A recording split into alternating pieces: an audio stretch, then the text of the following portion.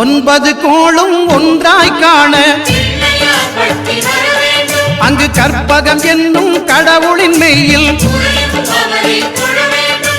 ஒன்பது கோளும் ஒன்றாய் காண அங்கு கற்பகம் என்னும் கடவுளின் மெய்யில்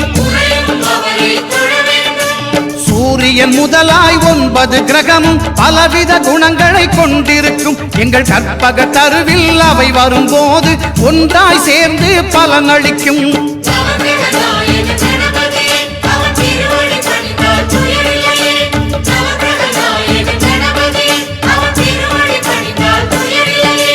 ஒன்பது கோளும் ஒன்றாய் காண